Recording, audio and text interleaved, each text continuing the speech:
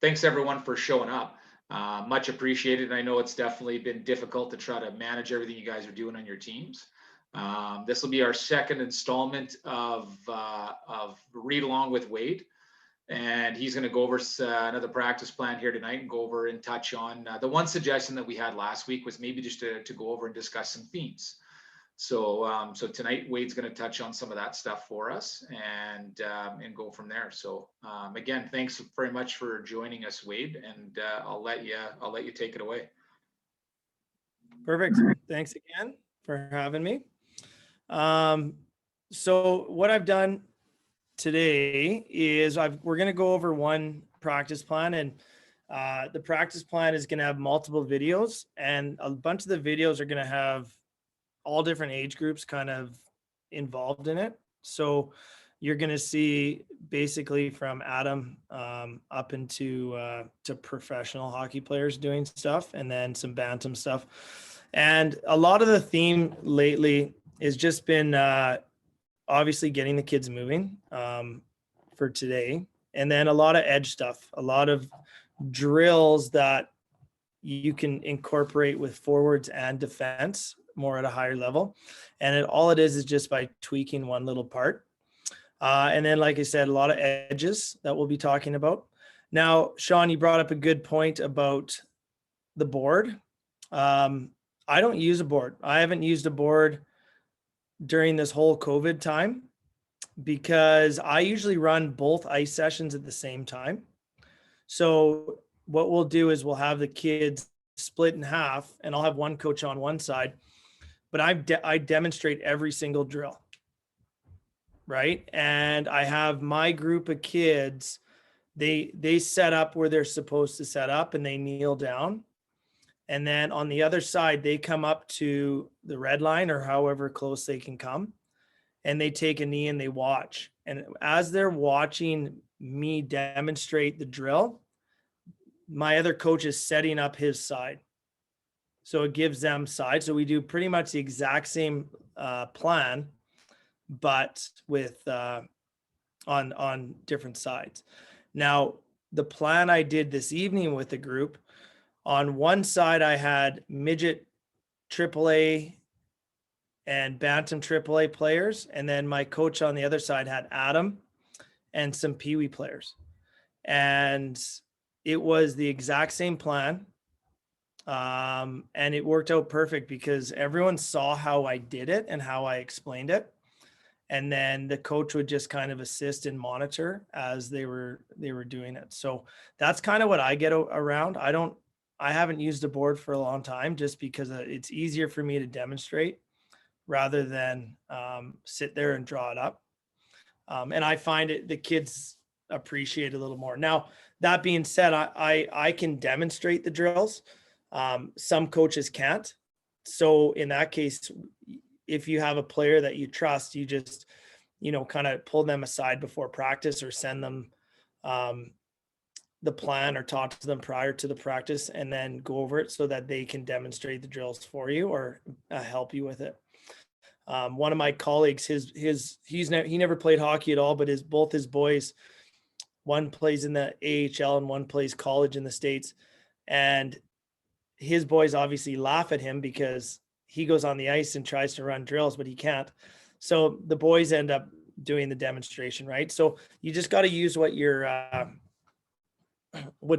given on the ice. And like you said, sometimes with the board, that's probably the hardest part because everyone wants to sneak in together. That being said, I'll jump into what we're going to go over today. All right. Let me know if all is good.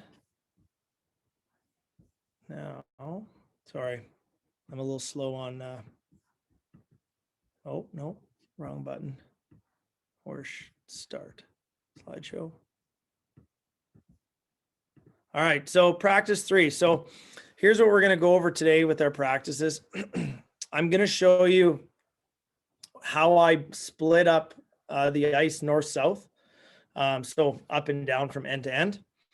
I got a couple drills that are there. And then after that, we shift to half ice. So I find it better to do a warm up and down. It's longer. It's easier for the kids to stretch out their legs. You can do more power skating that way. And then I've incorporated some other agility stuff. And then from there, we shift to half ice. I haven't had an issue from any rink attendant saying that, oh, you can't do that, or this is kind of wrong. What I found is that if I'm very patient with the kids and I'm very strict with the kids in how they move from one side to the other, it kind of, the kids don't float, and we don't really get into too much trouble, or we haven't yet. So the first drill is just basic line skating. As you can see, I have side A and side B. And what I did was, everywhere I've been, we've had 4 nets. If I haven't had 4 nets, most of the rinks have provided like these giant pylons. So I usually, the first place I do separate is the hash marks, because then that's where I have them line up. So there's a physical barrier separating both groups. And then I'll have 2 or 3 more nets up the middle. And there's an actual physical separation. I believe what they say, it's got to be 9 feet between both groups. So if anyone was to question it, well, I don't see a problem with what we're doing, and every group that I've been on the ice with has been okay with that. So I got a couple drills. So this was a backwards, and as you can see, this is how it was separated. I had pylons up the middle, but everyone was separated. We have our 2 sides, and the kids stayed in their lines, and they just kind of worked on their edges, inside edges, backwards skating, just some basic technique as they went through. So very simple drill, good warm up. And as you can see, if anyone's watching, that's pretty spaced out for 18 skaters, right? So it works out great. Once again, oops, that's the same video, my bad. So this one, I know you guys mentioned last week about doing some fun stuff. So what we did was we incorporated a relay race. So they're in groups of 3. Instead of doing high fives, they touch sticks. And this was just a quick backwards sprint where they went from the circle, the hash marks, to the blue line. So you'll see the kids and they're racing on. So they come back, they touch, and they can work on all different things. They do a little stick tap, and they're going again. Nice stop. And then obviously have some fun with what you're doing. In this case here, if you watch a little bit, they had to stop in a snowplow, and they weren't allowed to take crossovers, right? So the one in the middle did the best job, where he did a good snowplow, and then he just loaded the leg, and then kind of like a V start, and then started out with his speed, working on his control. His line actually did the best job overall. And this is all different. Sorry. This is all different ages, right? So we have mostly Adam, first year, second year, and then there's a couple Pee Wee players involved in there as well. So all different mixed stuff. Like I said, it's personal development. So no one should have a problem going out with different age groups. Drill 2 is more agility focused, where we focused on edges and sliding and stopping. I refer to sliding a lot, and sliding is using the flats of your blades. And so not a full stop. You basically slide for however long you want, but you're controlling the flats of your blades. So I put little sticks there because I didn't have any other things on my drill program. But you can use sticks, you can use pylons, you can use any type of device or pucks or anything you want to have the kids approach. And then we just zigzagged it up the ice. So we have my A side, my B side. There's not many of them. There's only 9 per side. So they'd run through everything, and then they would just kind of wait at the other end for everyone to go through, and then we'd go back the opposite way. So here's a little example of this. They come up, and we were just kind of working on controlling those edges into almost a pivot, where they're working on their slides, loading up. He went the wrong way, but that's okay.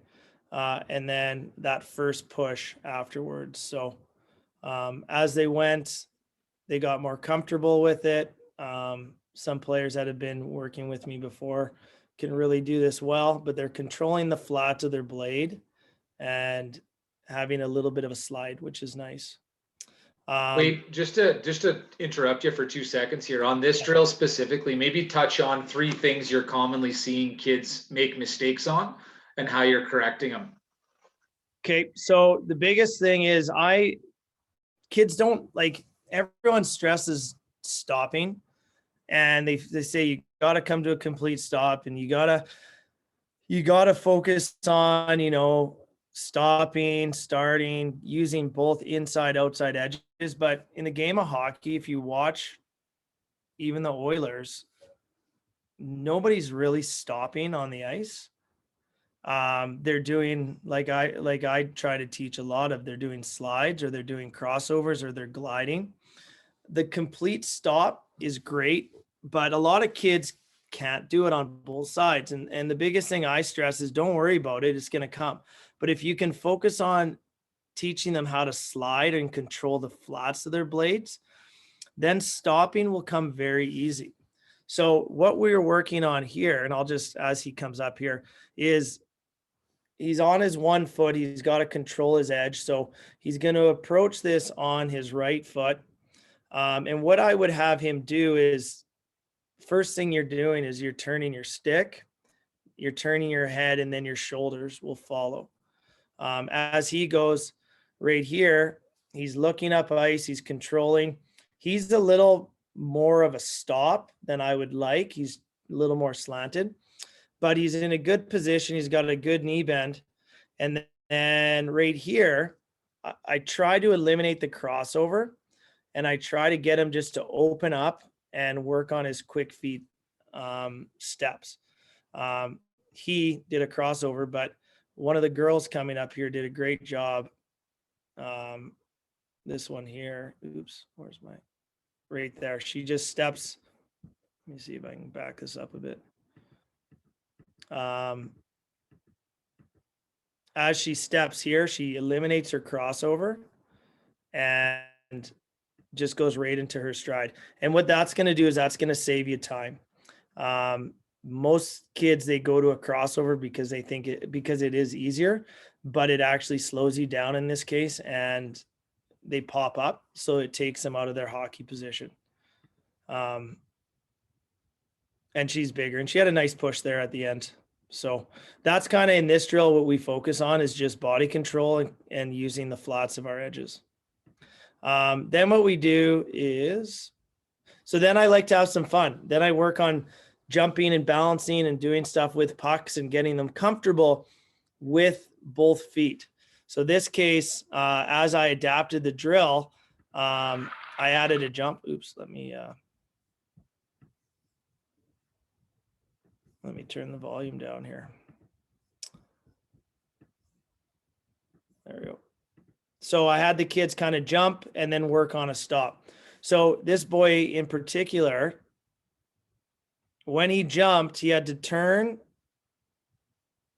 and land on both feet. So what I try to get the kids to do is always, whenever they're jumping, they have to land equal pressure on both feet, because you can do a ton of different things. And even with him here, when he lands, he's supposed to slide. So you can see him sliding into that stop, not coming to a complete stop.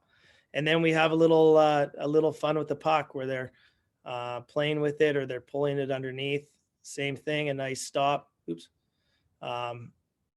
But I like to focus a lot on the sliding, the puck control, and then landing, using that, pulling it tight to our body. Andrew, a couple of things that we talk about here is what you do with the puck, right? So I don't care if they lose the puck.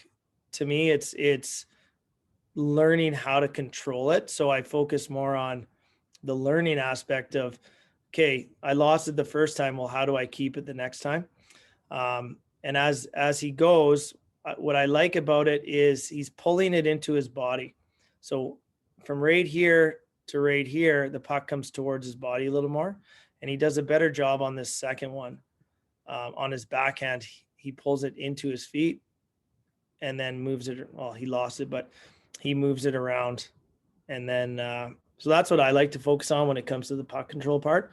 But the focus on this practice, or this drill especially, was having them land on both feet with equal pressure.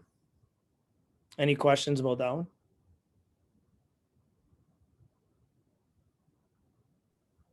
No, that's awesome, Wade. Great explanation. The third drill, so we basically split all the drills into about 15 minutes, because by the time you explain it, demonstrate it, the drill, you're running the drill for about 12 minutes. So this one here, we work on our hands, we work on our puck control, and then we add a little bit of a movement, a fake, and a shot.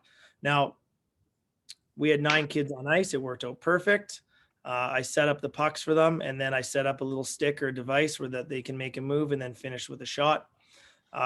3 people per line is perfect, because by the time this player shoots and they're coming back, the next player is working, and then everyone is spread out socially on the ice, and it looks good too. So this, oops, let me back up here. So this is a nice Samha kid. She's first year Adam. So she's working on some puck control, moving that puck around pretty good. And then she'll make a little bit of a move on the next one, come around it. And then as she approaches the device, she chose to jump, which is fine, and then finish with her shot. The next boy, he's a second year Adam. He's a White Mud kid, so we won't say nice things about him. But a little different. He's able to do an eagle turn on that. He was a little quicker on his hands too. A little different setup of the puck. But he was a little stronger player. Finished with an eagle turn and a ripper top shelf. And then this last one, pretty much the same, little setup different, but this is the exact same drills we do with NHL players. You can just see that it's a little more intricate with them. And the same warm up, like I said, that we do with the Adam kids, we do with the pros, but just at a different level, and we a little more focus on different things. Now we'll use him for example. Whenever we talk about puck control, you got to look at his bottom hand. The biggest mistake with puck control is everyone grips their stick real tight, especially their bottom hand. Their bottom hand has to be loose. Your bottom hand is used when you shoot, when you pass. That's it. Other than that, it is there just to kind of cradle the stick lightly. Even when you receive a pass, you shouldn't have a strong grip. It should be nice and light so that the stick vibrates. And if you guys watch, he does a great job of that bottom hand. So just key in on his bottom hand. So right here, it's nice and loose. It's sliding up and down the stick.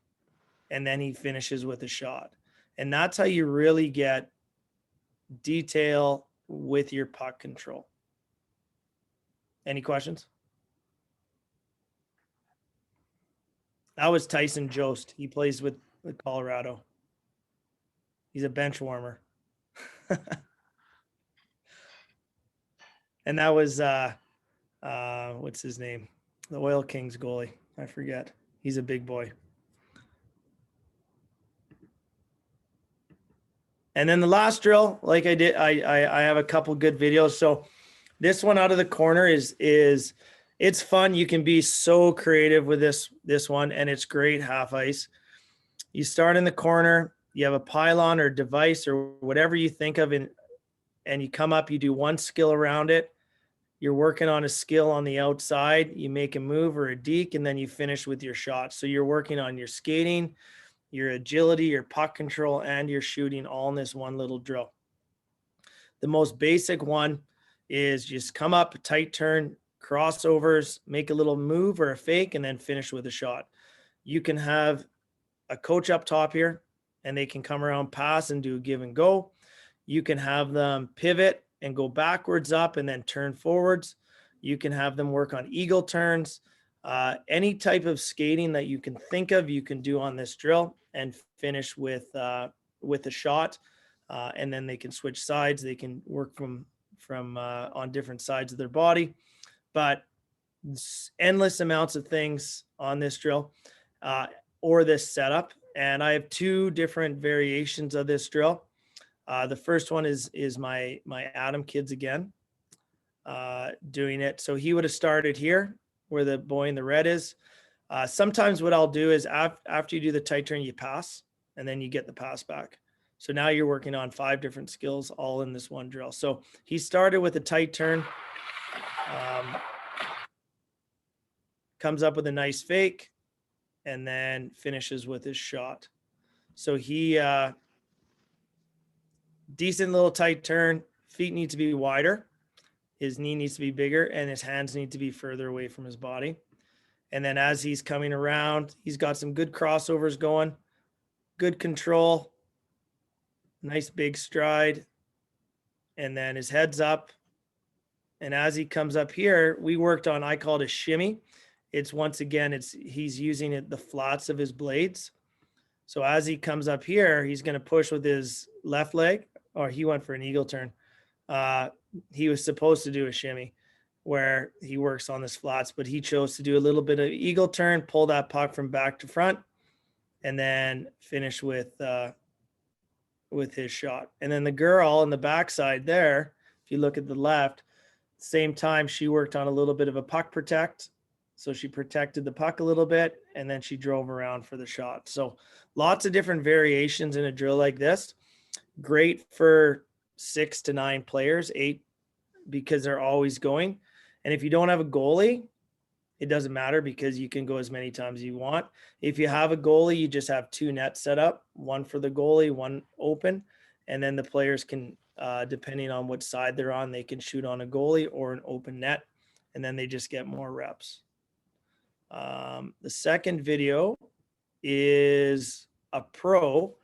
We just took it to the next level. So we added more pylons, and these guys worked on stepping on their back foot on their outside or inside edge in kind of like a figure 8 motion.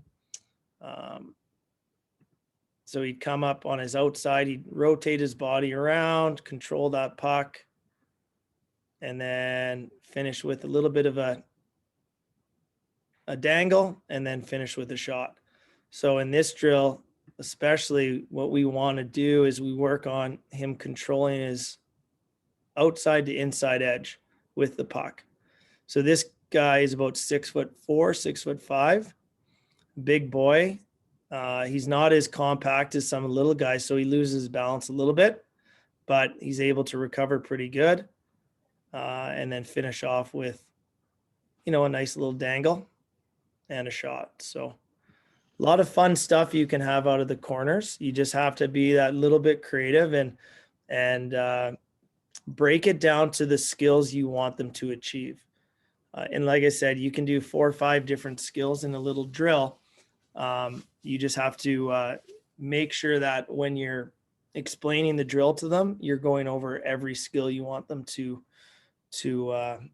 execute during that drill. Any questions on that one, kids? Nice.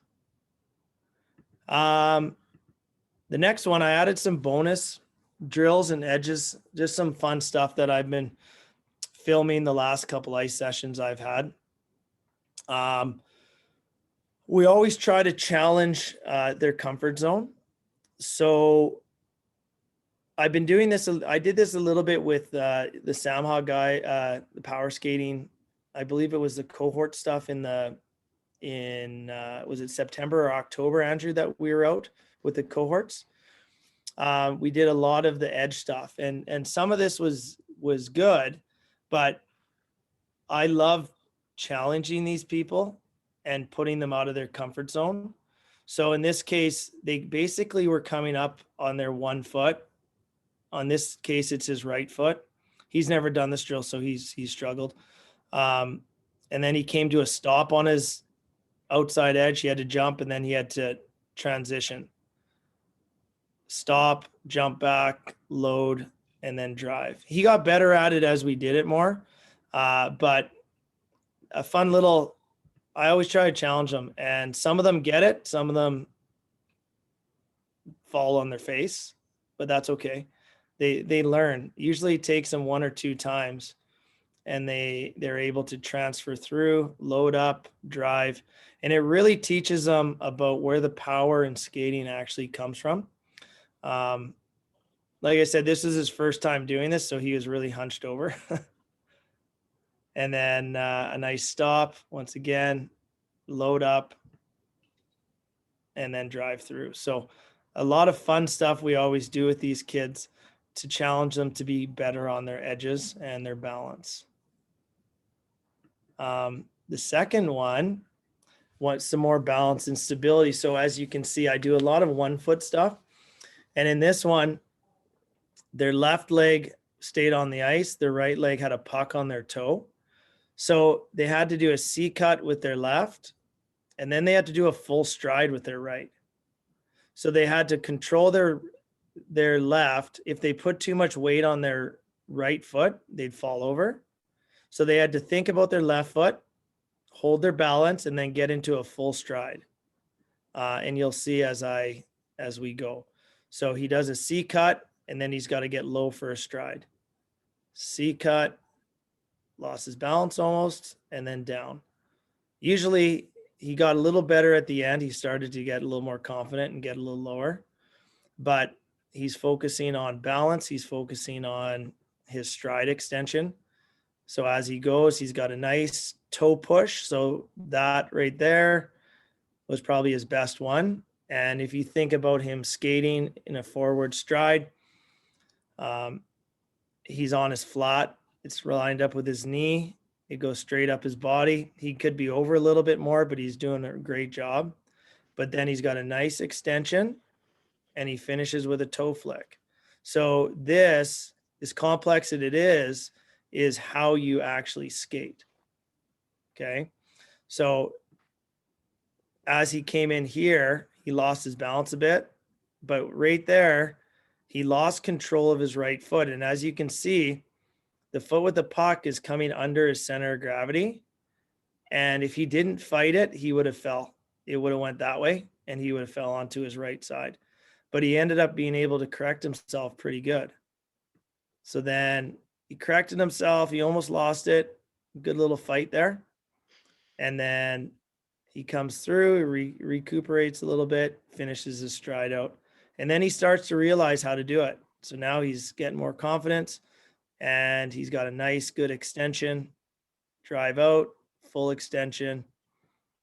So once again, we're challenging him. We're taking him out of his comfort zone and having him focus on his balance, his stability, his inside edges, and his full stride. So lots of little details put in there. And the next drill is I did a forward defense, a forward and defense combo drill. So I had the forwards perform one part and the defense do another, but it was built out of the same drill. So coaches, if you're worried about focusing more on the forwards or defense, all you have to do is adapt your drill a little bit so that the defense gets something out of it and the forwards. I usually talk to my defense about they still have to learn the same skills as forwards, because in today's time, the defense need to be fast. They need to be agile. They need to be good with the puck. They need to be decisive. So everything the forwards do, the D should be able to do equally well, as long and continue to be on the defensive side of the game. So this was a simple drill.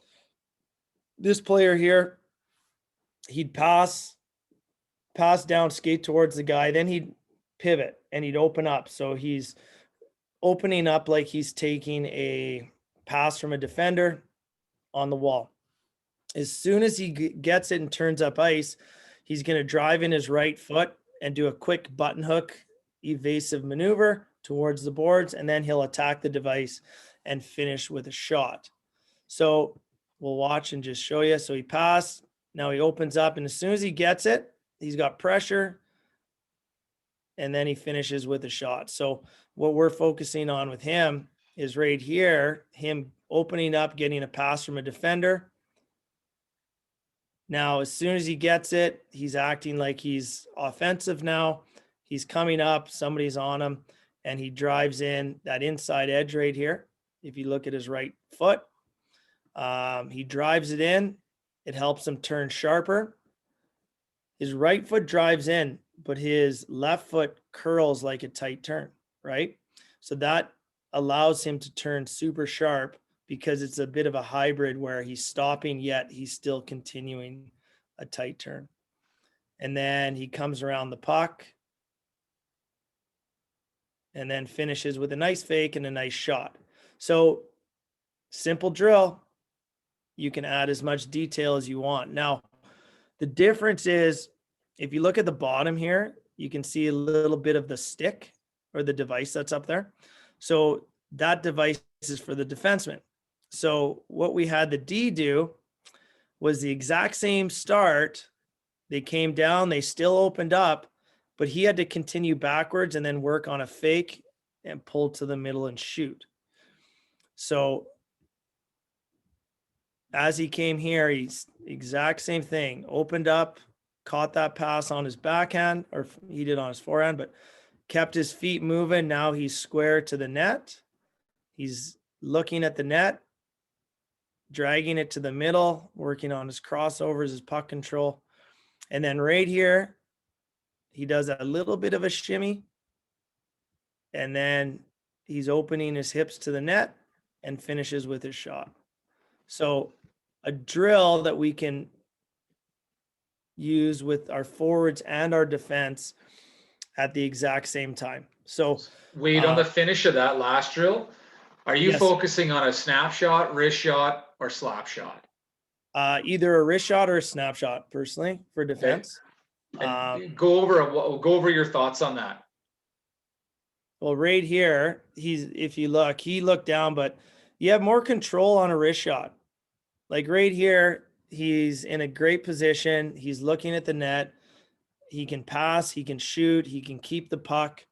I'm not the biggest fan of slap shots because they take forever. All these kids want to do is hit top shelf on a slap shot, but you're a defenseman, the higher level, and Hopper, you can attest to this, the higher level you are, it's not about how hard you shot, it's about your puck placement and getting it through. And a lot of people, they focus on slap shots and they get the shots blocked because they're easy to read. A slap shot comes off as single point. So when I take a slap shot, it's coming right from where the puck is now and going straight to the net. So if I'm coming as a forward out to the point and I'm blocking it, I line up right with his blade at all times. A wrist shot or a snapshot, it changes. So it moves from out to towards your body when you release. But a slap shot doesn't do that. A slap shot is just straight. It just goes straight through the puck and then you fall through to the net. Where a wrist shot, you actually change the angle of the shot, or you should every time. And a wrist shot, honestly, you can fake it. You can pull a wrist shot there and you can do a shot pass, or you can fall through with a wrist shot. It's easier to control. Now, slap shots are used on power plays, cross ice pass, cross ice feeds. They are good once in a while, but for the most part, the D's job is to get the puck to the net as accurate and as quick as they can. And the quickest way to do that is a wrist shot or a snapshot. So I was going to say, Birdie, goalies can't hear a wrist shot coming either, right? Nope. Right? They don't know when it's coming. A slap shot, you hear the stick bang, they can go 1, 2, right? The puck's coming, they know it's coming, right? And most goalies are tracking now. So as they're in net, their head chins down and they're following the puck. If they're following it across and the guy's taking a one-timer, chances are they're just going to push out and they'll square up to it, and the puck will hit them unless it's a fantastic shot. But with a wrist shot, the guy can grab it and he can pull it into his body and change that point of attack very quickly. And then the goalie has to react, right? So, but yeah, you're absolutely right. It's the silent killer when it comes to a wrist shot or a snapshot. So that, I believe that was my last little slide for today's presentation, but if you guys have any questions, I can answer. Anything you got?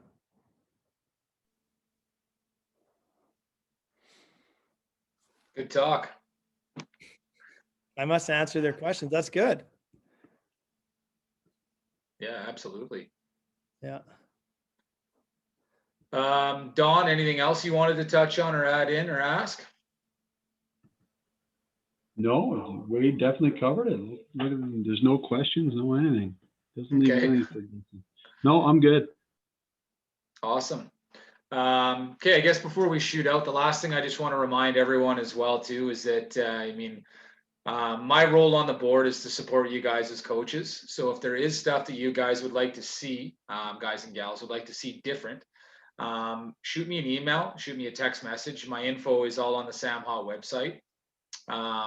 If there's anything, and I mean anything as far as what you guys want to see for more for coach support, what you'd like to see covered in any of these further Zoom sessions.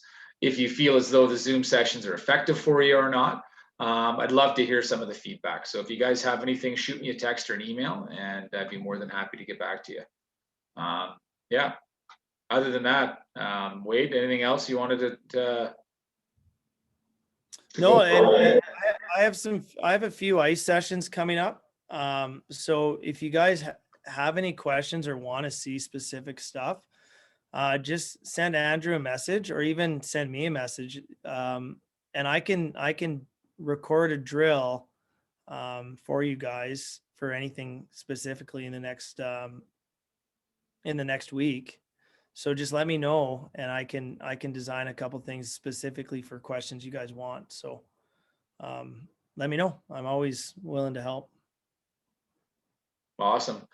So we're going to shoot for, so everyone knows as well, we'll shoot for until the rest of the development season is over. We'll try to fire off one of these Zoom sessions per week and come up with some new practice plans. And again, if they're effective for you and your group, they can be used from anywhere from U7 up to U18, as long as we've got some modifications that are put in for the different skill levels. Please join us. I'll put out an email here shortly that'll come to your directors. And I'll go over with Wade when he's available for his next session, but we'll set something up for next week as well. If anybody has any suggestions on tonight on what they'd like to see for next week, shoot it into the comments, or you definitely pipe up and bring it up. If not, we'll pick, I'll just discuss with Wade and we'll come up with another general theme that we'll go over. And that's what our session will be on for next week. So awesome. Thanks very much for attending, everyone. Thanks for your continued patience and effort in coaching with Sam Ha. We really appreciate it. Thanks, guys. Thank you. Thanks, guys. Thank you.